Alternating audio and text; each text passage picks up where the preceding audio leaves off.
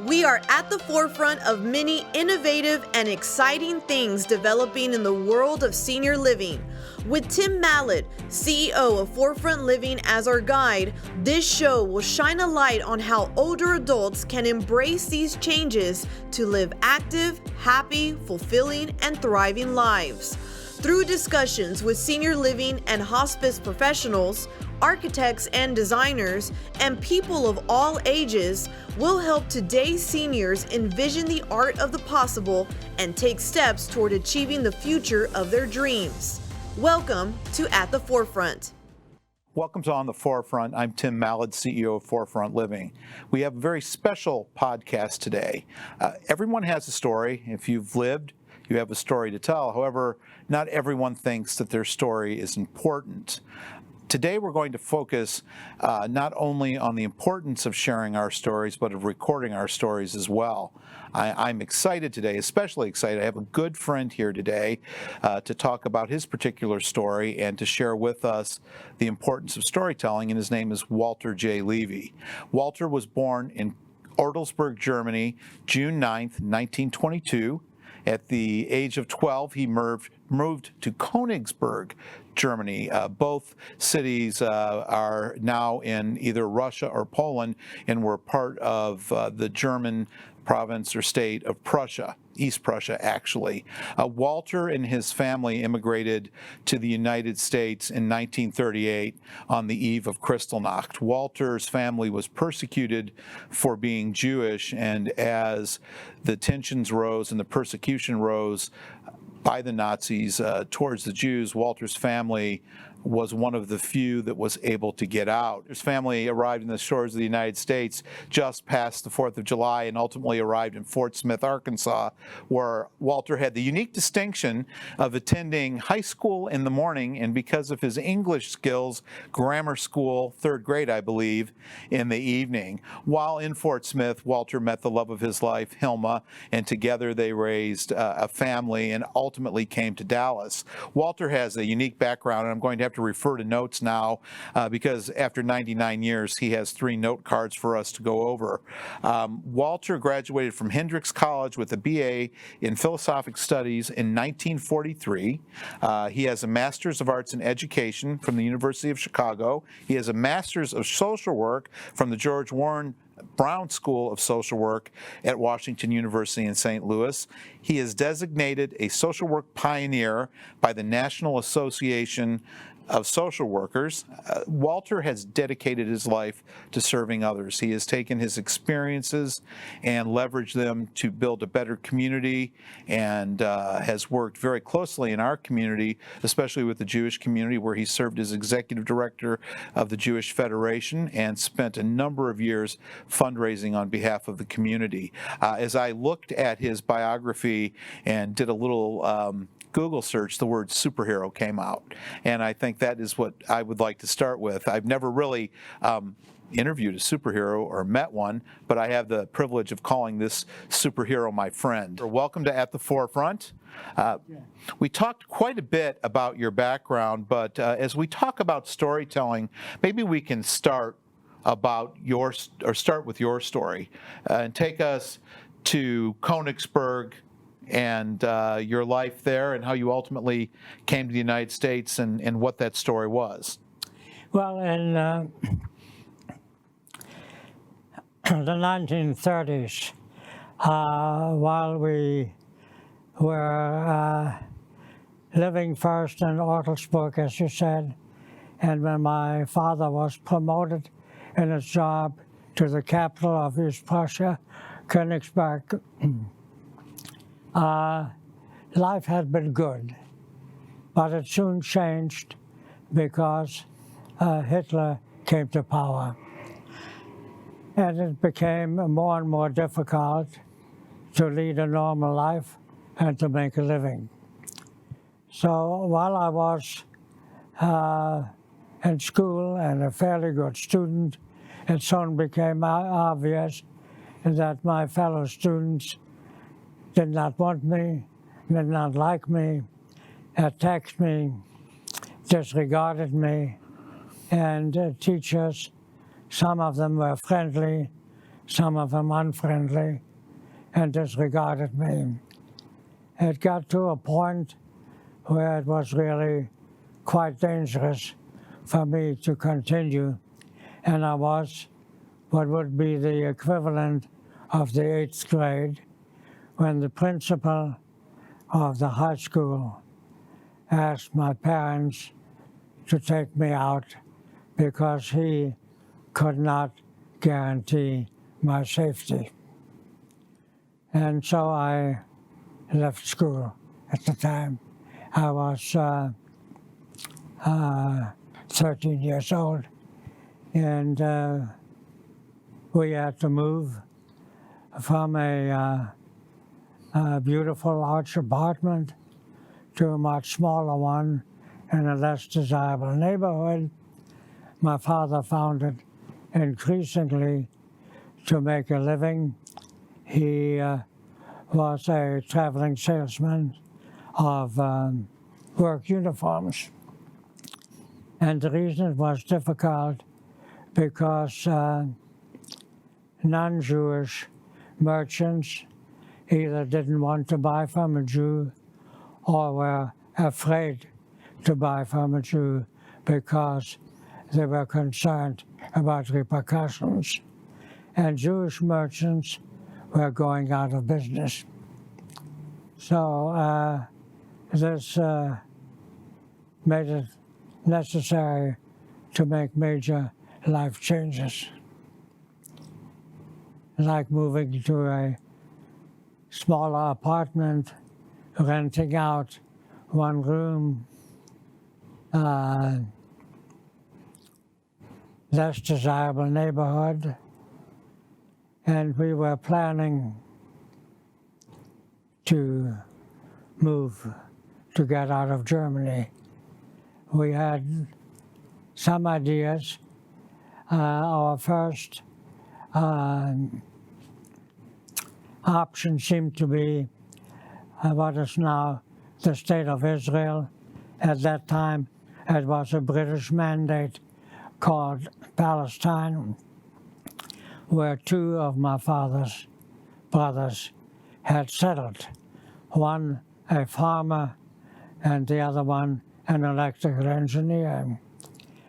But the British government at the time was not that inviting.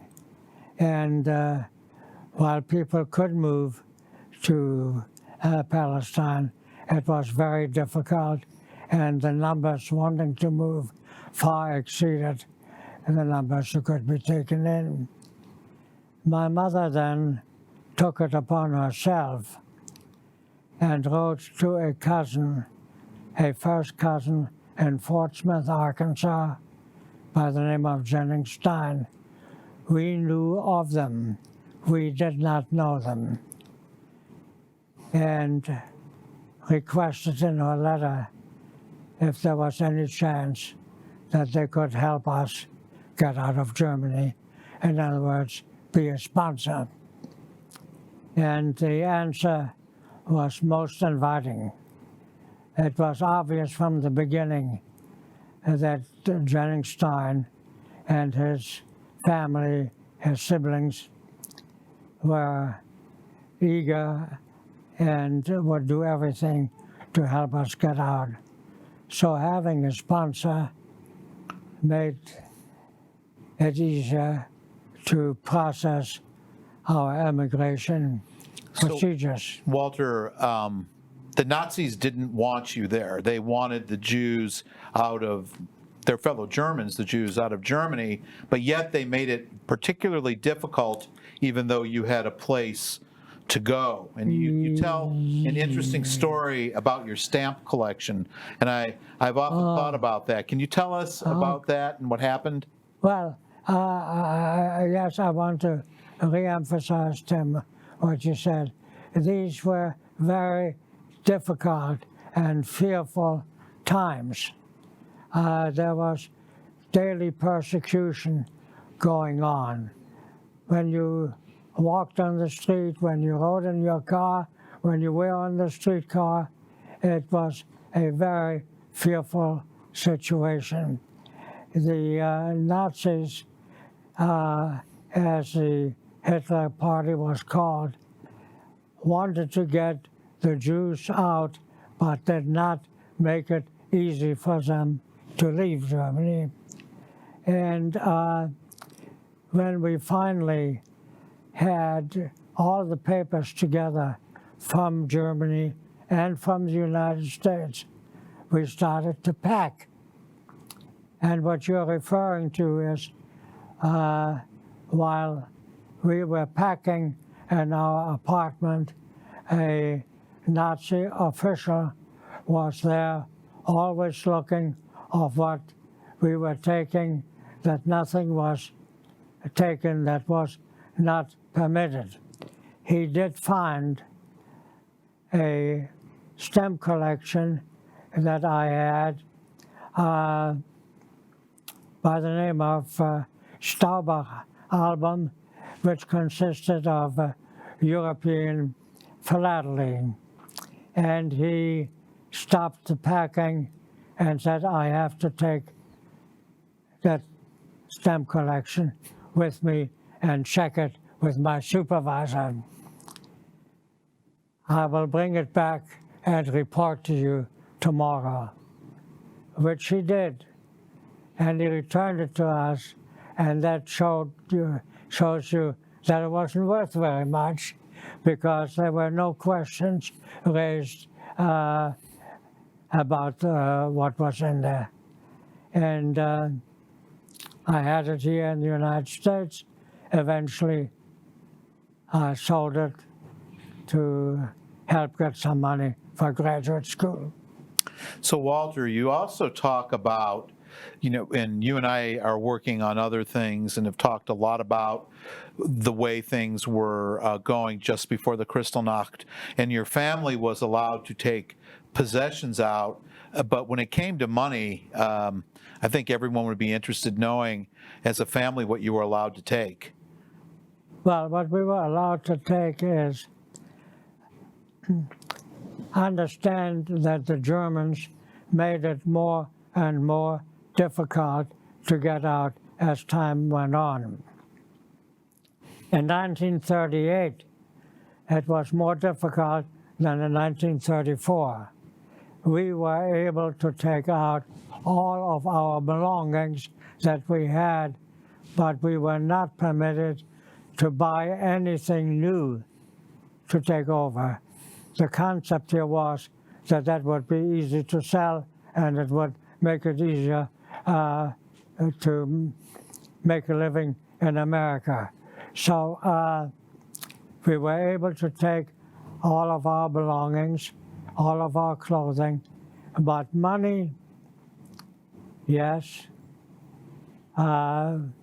Each of my parents was permitted to take $10, and my sister and I, $5. So practically all of our belongings, nothing new, and no money.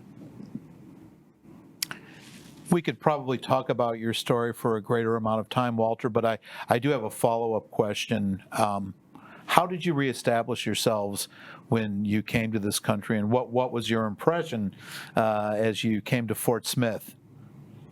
Well, I was a 16-year-old boy, coming to cowboy country. And with all of the difficulties, it was an exciting time. It was something new. Remember, I was a teenager, and my sister, was 4 years younger. I went back to school and graduated from high school, junior college, and then was recruited by Hendrix College in Conway, Arkansas.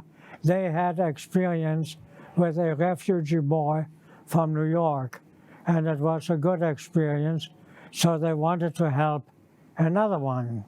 Hendrix College is a liberal arts college connected with the Methodist Church. And a recruiter came to visit, and in Fort Smith, and I tried to persuade my parents and me that I should enroll at Hendrix for the last 2 years of college. And he was able to indicate that there would be part-time job, there would be some scholarship help. The college had already connected the Arkansas Jewish Assembly, which gave me a loan. So I was able to make it by living in a less, let's say, desirable dormitory, and finished Hendrix College, and decided to become a teacher. And I got a job in Forest City, Arkansas, teaching English, Spanish, speech, and mathematics. Can you imagine the refugee from Germany doing that? And decided that I wanted to get a master's degree, and began graduate studies at the University of Chicago on a part-time basis, and over 2 or 3 years got my master's in education. However, I noticed that in my studies I was more inclined toward guidance, that people tended to ask me, tended to come to me for help or inquiries or answers, and so I specialized in the Department of Education in the sub-department of guidance, and then went into vocational guidance work, helping primarily, but not entirely, but primarily the handicapped and American veterans coming back from the war, and refugees coming from concentration and DP camps in Germany in terms of vocational and educational counseling and job placement.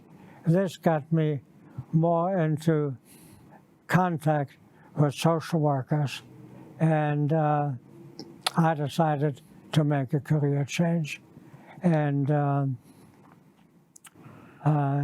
went back to school, as Tim indicated, at Washington University, St. Louis, on a part-time basis while working in a vocational agency, doing what I just told you I did, and then entered the profession of social work, which has been very interesting and very good to me.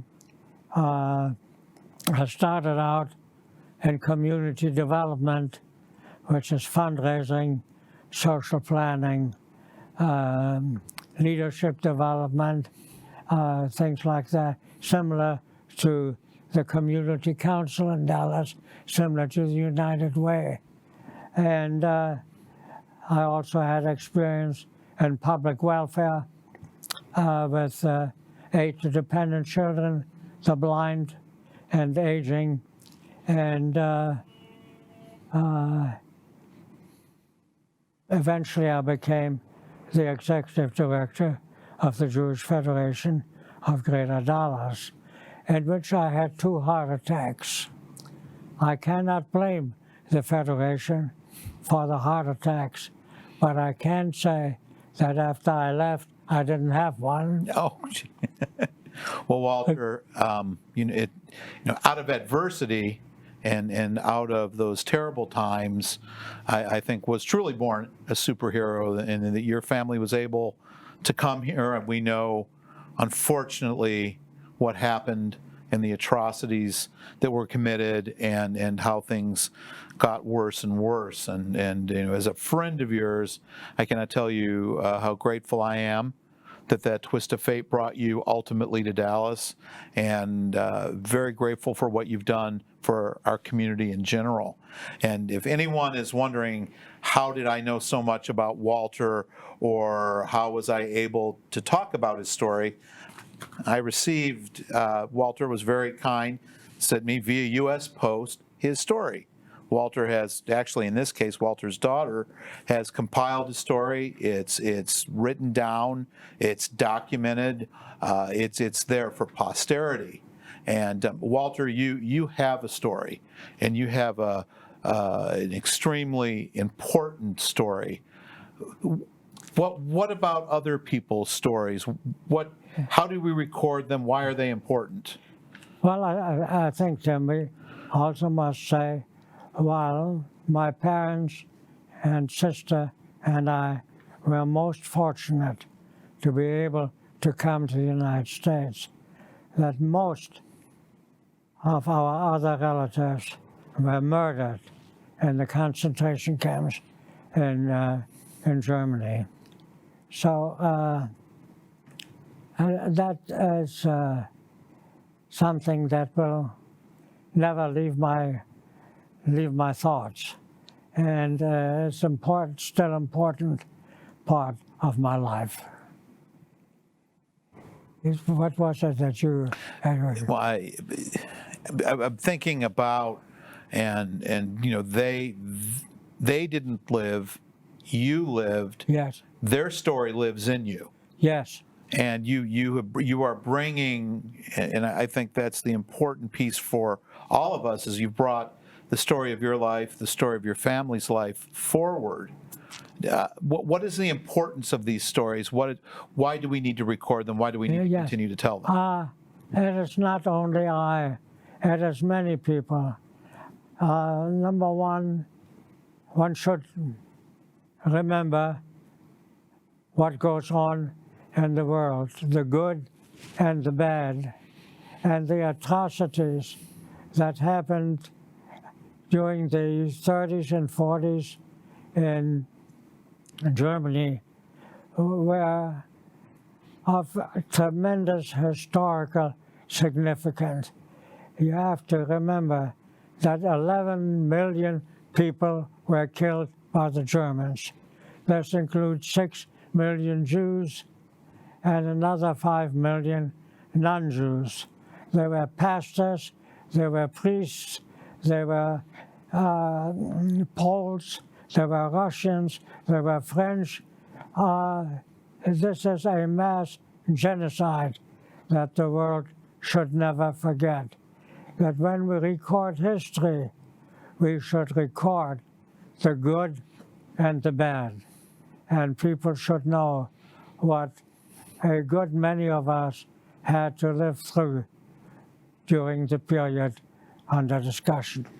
So Walter, you and I have spent the last several years decoding a story that somebody left but chose not to tell.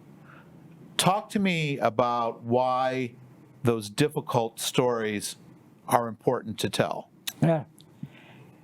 The material that you found was not only interesting but significant because there was a mass of it, of postcards, of documents, and of letters written primarily in German, much of it in German script, and it details what several families went through. These families were Jewish, they were Christian, and they were of mixed backgrounds. It tells the story of what was happening in the time we are talking about, the fears of these people and what they had to go through. The remarkable thing here was that the person or persons who got these stories together apparently wanted them to remain and wanted them to be told, to be read, to be seen in the future. It is remarkable that here were people who were hiding all these letters and other documents in the hope that sometimes, somewhere, this material will be found. And that is the importance of what we've done. So, and you and I have spent a few years trying to decode that information. Walter, if you and I could go back in time to the owner of these letters, how would you encourage them to tell that story? They've kept us very busy, and we've formed a friendship over it, but it's caused a lot of, as family members and as a person who's found them, it's caused a lot of questions and not a lot of understanding. What would you say? Well, first of all, I would compliment them and tell them that they have done a great service to all of us, to the history of the world, you may say, because it is not only what people tell you when you see them, that here was a family that collected this stuff. You have birth certificates, you have marriage certificates, you have arrests material, you have personal letters, you have material of trips they have taken and what they had to go through, and the fear that they suffered practically every day. That is now documented, and it's not only someone telling you a story, come and see it, it is there. So Walter is a gerontologist, and you live in a retirement community. You live at the Forum here in Dallas. Actually, one of our competitors, but right, pleasant competitors. Yeah, pleasant competitors. So we're able to talk today. But what do you tell your fellow residents and fellow seniors, in our case, about the importance of their story, and how do we encourage them to record it? Well, first of all, through my social work, I became more and more interested in the field of aging, and decided to concentrate on this, not only because I was getting older, but it interests me. And it is important that we tell our stories. We have done a lot of living, and we have many memories.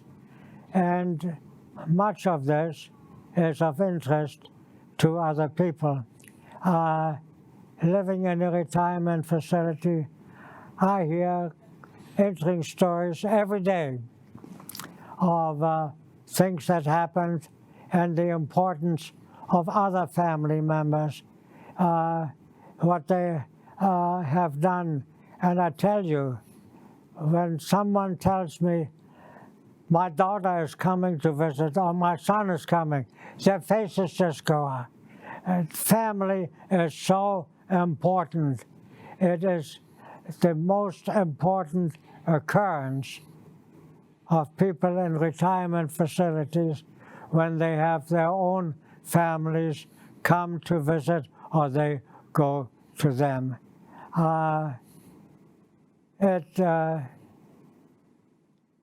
It makes our life, let's not kid ourselves. All of us don't have much longer time left. So these things are very, very important to us. And it's important that the next generation knows about it. You know, my grandchildren don't know what a typewriter is. So we can tell them how we typed.